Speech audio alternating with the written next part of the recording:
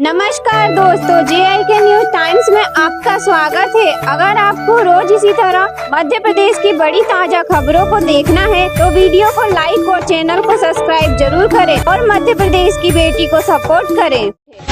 मध्य प्रदेश विधानसभा का आगामी मानसून सत्र जुलाई में आयोजित होने जा रहा है। मुख्यमंत्री मोहन यादव के नेतृत्व वाली राज्य सरकार इस सत्र के दौरान समान नागरिकता संहिता विधेयक को सदन के पट पर रख सकती है। प्रशासनिक अधिकारियों के अनुसार इस विधेयक के प्रारूप को लेकर तैयारियां पूरी की जा रही है। मध्य प्रदेश सरकार ने राज्य के बहुमूल्य वन क्षेत्रों की सुरक्षा और अवैध गतिविधियों को रोकने के लिए एक बड़ा निर्णय लिया है। मुख्यमंत्री डॉक्टर मोहन यादव के अनुसार प्रदेश में संगठित वन अपराधों और अवैध कटाई पर पूरी तरह अंकुश लगाने के लिए एक समर्पित टास्क फोर्स का गठन किया जाएगा जो आधुनिक तकनीकों से लैस होगी। मध्य प्रदेश में सरकारी भूमि को अतिक्रमण से बचाने के लिए प्रशासन अब अंतरिक्ष तकनीक की मदद ले रहा है। राज्य सरकार ने भोपाल सहित प्रमुख शहरों की लगभग 32,000 एकड़ सरकारी भूमि की निगरानी के लिए सैटेलाइट सिस्टम तैनात करने का निर्णय लिया है। अधिकारियों के अनुसार इससे भूमि संबंधी डेटा पारदर्शी रहेगा। मध्य प्रदेश हाई कोर्ट ने मध्य प्रदेश लोक सेवा आयोग MPPSC की राज्य सेवा परीक्षा 2025 की मुख्य परीक्षा को लेकर बड़ा फैसला सुनाया है। अदालत ने मुख्य परीक्षा के आयोजन पर लगी अंतिम रोक हटा दी है। इस फैसले के बाद अब आयोग निर्धारित नियमों के अनुसार परीक्षा प्रक्रिया को आगे बढ़ा सकेगा। जबलपुर के प्रसिद्ध रानी दुर्गावती विश्वविद्यालय ने राष्ट्रीय शिक्षा नीति के तहत एक महत्वपूर्ण प्रशासनिक निर्णय लिया है। विश्वविद्यालय प्रशासन द्वारा अब छात्र छात्राओं को प्रदान किए जाने वाली शैक्षणिक डिग्रियों पर अंग्रेजी शब्द इंडिया के स्थान पर आधिकारिक रूप से भारत लिखा जाएगा। विश्वविद्यालय की कार्य परिषद ने इस प्रस्ताव को मंजूरी दे दी है। मध्य प्रदेश में औद्योगिक निवेश को बढ़ावा देने और रोजगार के नए अवसर सृजित करने के लिए राज्य सरकार ने बड़े आयोजन की घोषणा की है। मुख्यमंत्री कार्यालय के आधिकारिक बयान के अनुसार राजधानी भोपाल में वर्ष 2027 में ग्लोबल इन्वेस्टर समिट का भव्य आयोजन किया जाएगा, जिसके लिए प्रारंभिक तैयारियां शुरू हो चुकी है। मध्य प्रदेश पुलिस के आतंकवाद निरोधी दस्ते द्वारा हाल ही में पकड़े गए संदिग्धों से पूछताछ जारी है। प्रारंभिक पुलिस जांच और आधिकारिक सूत्रों से मिली जानकारी के अनुसार इन संदिग्धों से पूछताछ के दौरान प्रतिबंधित संगठनों की गतिविधियों और युवाओं के ब्रेन वॉश के तौर तरीकों से जुड़े कुछ महत्वपूर्ण इनपुट और दस्तावेज बरामद किए गए हैं। धार्मिक और सांस्कृतिक नगरी उज्जैन में बढ़ते पर्यटन और स्थानीय आवश्यकताओं को देखते हुए नगरीय विकास विभाग ने नई कार्य योजना तैयार की है। शहर में यातायात व्यवस्था को सुगम बनाने के लिए सड़कों के चौड़ीकरण और नए शहरी बुनियादी ढांचागत प्रोजेक्ट को मंजूरी दी गई है, जिससे वैश्विक स्तर की सुविधाएं विकसित होंगी। मध्य प्रदेश के पुरातत्व विभाग और स्थानीय विश्वविद्यालय द्वारा राज्य की ऐतिहासिक धरोहरों के डिजिटल संरक्षण के लिए एक साझा अभियान चलाया जा रहा है। इस 3D हेरिटेज पुश के तहत हाल ही में प्राप्त हुए 1000 वर्ष पुरानी देवी की प्राचीन प्रतिमा को मुख्य आकर्षण के रूप में शामिल किया गया है, जिसका डिजिटल दस्तावेजीकरण होगा।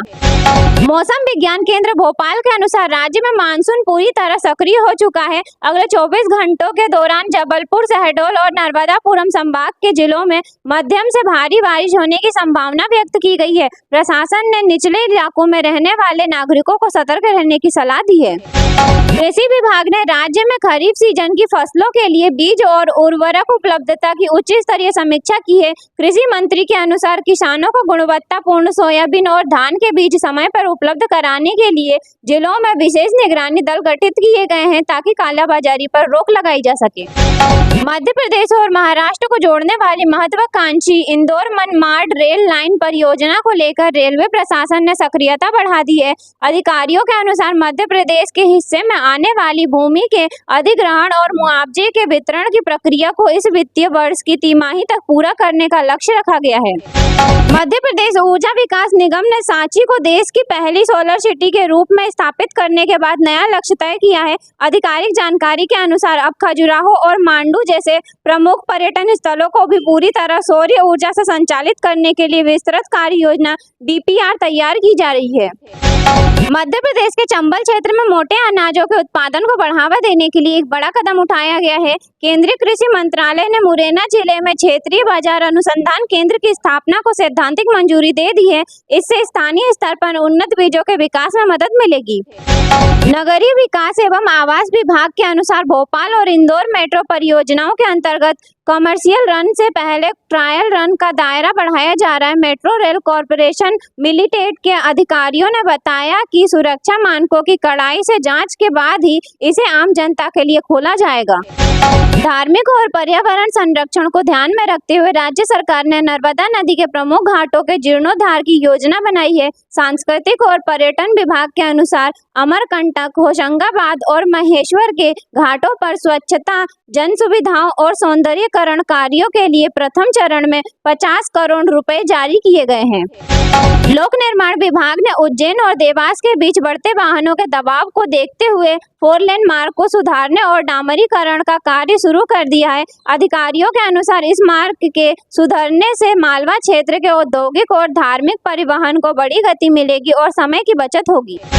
स्कूल शिक्षा विभाग ने आगामी शैक्षणिक सत्र के कक्षा 9वीं और 10वीं के विद्यार्थियों के लिए व्यावसायिक शिक्षा के तहत आर्टिफिशियल इंटेलिजेंस का प्रारंभिक पाठ्यक्रम शुरू करने का निर्णय लिया है। अधिकारियों के अनुसार इसका उद्देश्य छात्रों को भविष्य की तकनीकों के प्रति जागरूक और कुशल बनाना है। तकनीकी शिक्षा एवं कौशल विकास विभाग द्वारा जारी आंकड़ों के अनुसार मुख्यमंत्री सीखो कमाओ योजना के तहत अब तक राज्य के 5 लाख से अधिक युवाओं को विभिन्न औद्योगिक प्रतिष्ठानों में ऑन द जॉब ट्रेनिंग दी जा चुकी है। सफल प्रशिक्षण प्राप्त करने वाले कई युवाओं को स्थायी रोजगार भी प्राप्त हुआ है। चिकित्सा शिक्षा विभाग ने राज्य में कैंसर के इलाज की सुविधाओं को मजबूत करने के लिए जबलपुर और ग्वालियर के सरकारी मेडिकल कॉलेजों में क्षेत्रीय कैंसर केंद्रों के विस्तार को मंजूरी दे दी है। अधिकारियों के अनुसार यहां नई कीमोथेरेपी और रेडियोथेरेपी मशीनें स्थापित की जा रही है। राज्य सरकार ने कैबिनेट की बैठक में शासकीय सेवकों और पेंशन भोगियों के हित में एक महत्वपूर्ण निर्णय लिया है। आधिकारिक विज्ञप्ति के अनुसार राज्य कर्मचारियों के महंगाई भत्ते में बढ़ोतरी के प्रस्ताव को स्वीकृति दे दी गई है, जिसे इस वित्तीय वर्ष के आगामी वेतन से लागू किया जाएगा। संस्कृति विभाग द्वारा भोपाल के जनजातीय संग्रहालय में 1 सप्ताह के राष्ट्रीय जनजातीय कला और शिल्प मेले की शुरुआत की गई है। इस मेले में मध्य प्रदेश सहित देश के विभिन्न राज्यों के जनजातीय कलाकार अपनी पारंपरिक कलाकृतियों और हस्तशिल्प का प्रदर्शन और बिक्री कर रहे हैं। खेल और युवा कल्याण विभाग ने ग्रामीण प्रतिभाओं को निखारने के लिए केंद्र सरकार की मदद से राज्य के विभिन्न जिलों में 20 नए बहुउद्देशीय खेल मैदानों के निर्माण को मंजूरी दी है। अधिकारियों के अनुसार इन मैदानों में एथलेटिक, बॉलिंग बॉल और फुटबॉल की बुनियादी सुविधाएं उपलब्ध कराई जाएंगी। महिला एवं बाल विकास विभाग ने ग्रामीण क्षेत्रों में गर्भवती महिलाओं और शिशुओं के पोषण स्तर में सुधार के लिए सशक्त जननी अभियान शुरू किया है। इस अभियान के तहत आशा और आंगनबाड़ी कार्यकर्ता घर घर जाकर स्वास्थ्य जांच और आवश्यक पोषण किट का वितरण सुनिश्चित करेंगी। उच्च शिक्षा और कौशल उन्नयन को बढ़ावा देने के लिए इंदौर में एक नए अंतर्राष्ट्रीय कौशल विकास केंद्र की स्थापना की जा रही है। तकनीकी शिक्षा विभाग के अधिकारियों के अनुसार इस केंद्र में विदेशी भाषाओं, डिजिटल मार्केटिंग और लॉजिस्टिक्स जैसी आधुनिक विषयों का वैश्विक मानकों के अनुरूप प्रशिक्षण दिया जाएगा।